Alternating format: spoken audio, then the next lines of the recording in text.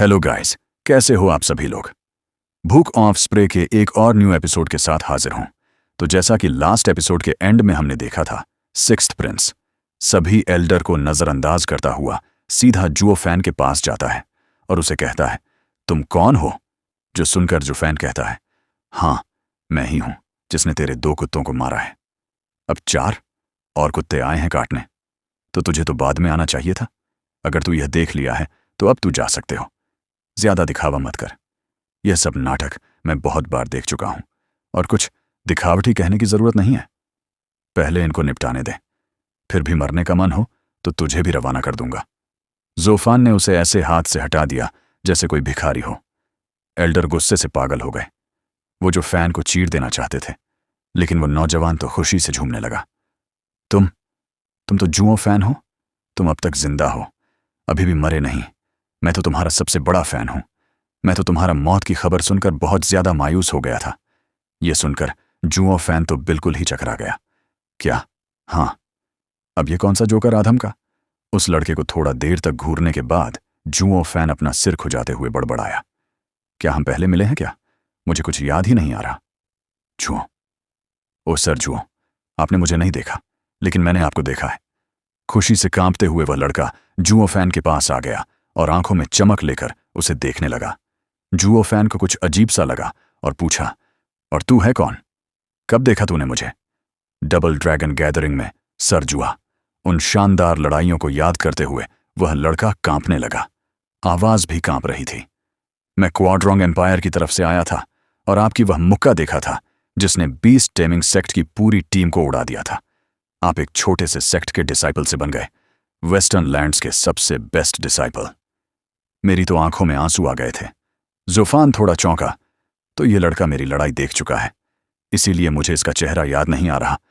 इतने लोगों की भीड़ थी, अगर ना देखता तो ही अजीब होता। हालांकि इसके बात करने का तरीका थोड़ा अजीब लग रहा है। बच्चा, तू क्वान रॉन्ग एम्पायर का 6th प्रिंस है। हाँ प्रिंस, बस इस बात से ही खुश हो गया कि जुओ फान ने उससे बात की, जैसे उसके लिए यही बहुत बड़ी बात हो। तो फिर बीस्ट टेमिंग सेक्ट तो तेरे राज्य की गार्डियन सेक्ट हुई। फिर तू इतना खुश कैसे हो गया जब मैंने उन्हें धूल चटाई? जुओ फान को थोड़ी जिज्ञासा हुई, मगर प्रिंस ने बेपरवाही से कहा, वो तो बस हमारे ऊपर राज करने वाले थे। उनके डिसाइपल तो इतने घमंडी हो गए थे कि जो मन में आए वही करने लगे थे, किसी की परवाह नहीं करते थे। डबल ड्रैगन गैदरिंग में तो देख ही लिया होगा उनकी हालत। सर जुओं के उस एक मुक्के से हमारे दिल की भड़ास निकल गई। कोई बात नहीं, लेकिन उन्हें हिंस मत बोल। तेरे पीछे जो लोग खड़े हैं वह भी कोई बहुत अच्छे नहीं लग रहे। प्रिंस हंस पड़ा। सर, जुओं की बात बिल्कुल सही है। मैंने भी अपने आदमियों की हरकतों को नजरअंदाज किया है। जो सुनकर जुओ फान ने अपनी आंखें घुमा के कहा, और इससे मेरा क्या लेना देना है कि तू ध्यान दे या ना दे।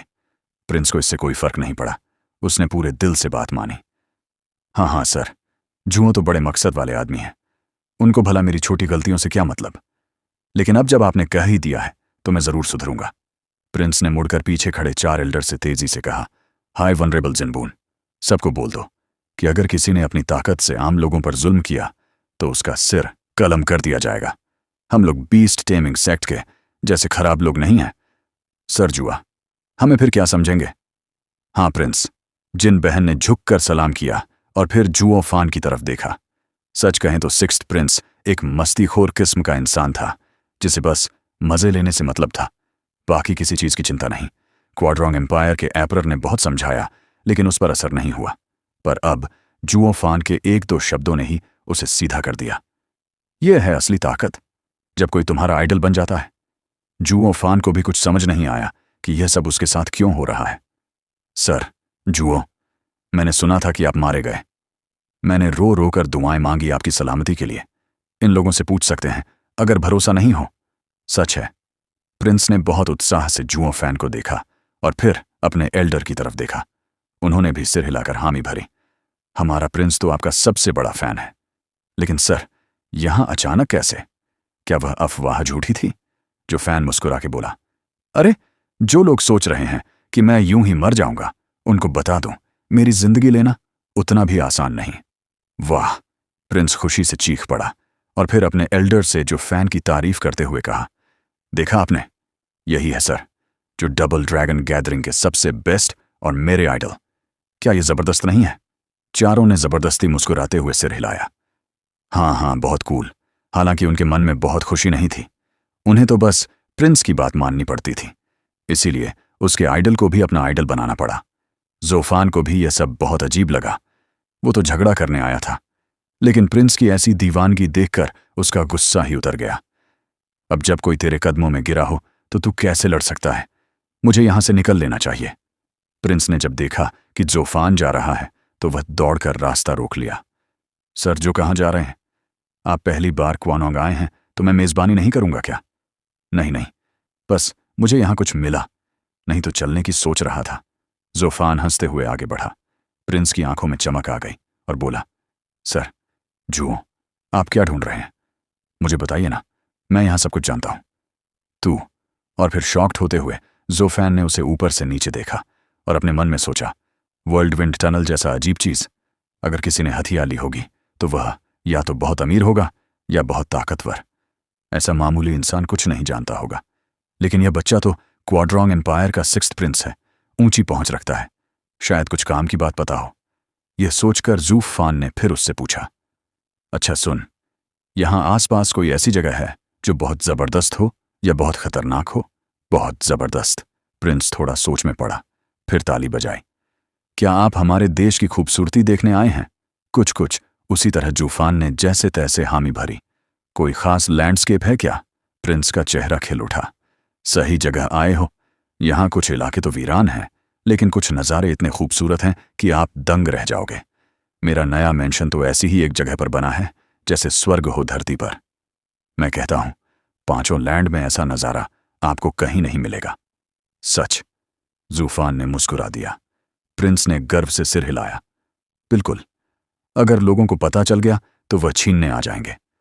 मेरे इंपीरियल फादर ने भी वहां एक समर पैलेस बनाने का सोचा था, लेकिन मैंने उनसे लड़कर उसे ले लिया।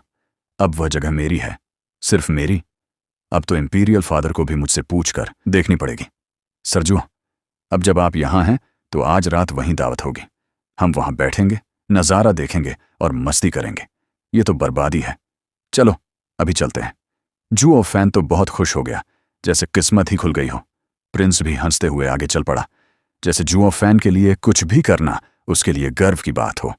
जिन भुआ ने प्रिंस के पास आकर कहा, प्रिंस 1 मिनट रुकिए। एल्डरशी, लड़की को लेकर आपका झगड़ा हुआ था और हिज मैजेस्टी ने आपको सुलह करने को कहा था। आप उससे मिलने नहीं गए, इसलिए यहां आए। अब अगर आप चले गए तो एल्डरशी को अकेला छोड़ दोगे और वह गुस्से से फट पड़ेगा। मैं क्यों उस सांप से माफी मांगूं? ना जी, बिल्कुल नहीं। प्रिंस जिद पर अड़ा रहा। वह लड़की पहले मैंने देखी थी और उस सांप ने उसे छीनने की कोशिश की। उसने मेरे सब आदमियों को मार डाला। अब मेरे इंपीरियल फादर मुझसे कह रहे हैं कि मैं माफी मांगूं। क्यों? बीस्ट टेमिंग सेक्ट का कोई बूढ़ा जो अब किसी काम का नहीं, वह क्वांग कैपिटल में आता है और बदतमीजी करता है। मैं दावत इसलिए दे रहा था क्योंकि तुम लोगों ने जबरदस्ती की। प्रिंस के तेवर देख जिन भगवान ने सिर हिलाया। प्रिंस, ये बस एक लड़की के लिए ईर्ष्या है और आपके वह गार्ड्स भी बहुत खास नहीं थे। एल्डरशी एक इथेरियल स्टेज एक्सपर्ट है जिससे हिज मैजेस्टी भी उलझना नहीं चाहता। अगर बीस्टेमिंग सेक्ट उसे ना रोकती तो वह हमें भी मार चुका होता। आपको उससे माफी मांगनी चाहिए ताकि मामला शांत हो जाए। आपने ही तो कहा था कि बीस्ट टेमिंग सेक्ट की ताकत अब पहले जैसी नहीं रही, तो फिर क्यों ना इसे वहीं रोक दिया जाए? ना, प्रिंस ने गुस्से में जुओ फैन की ओर इशारा किया। सर, जुओं को किसी से डर नहीं लगता। उन्होंने अकेले डबल ड्रैगन गैदरिंग जीत लिया। मैं भी अब उन्हीं की तरह फियरलेस बनूंगा। सर जुओं, चलिए मेरे मेंशन में वहां बैठकर पीते हैं। इन बूढ़ों को उस सांप को मनाने दो। जूफान ने यह सारा ड्रामा देखा और उसे कोई फर्क नहीं पड़ा। उसे तो कोई दिक्कत नहीं थी कि एक एथीरियल स्टेज एक्सपर्ट कभी इस प्रिंस की जान लेने आए। जिन भुवन ने जुओ फान की नीयत समझ ली और झुककर बोला, सर, जुओ 6th प्रिंस तो आपको पूछता है। जब आपकी मौत की अफवाह फैली थी तो 3 दिन तक रोता रहा। यह सब सच है। हमसे रहम कीजिए और मास्टर को आग में मत झोंकिए। एल्डरशी से सुलहकरण।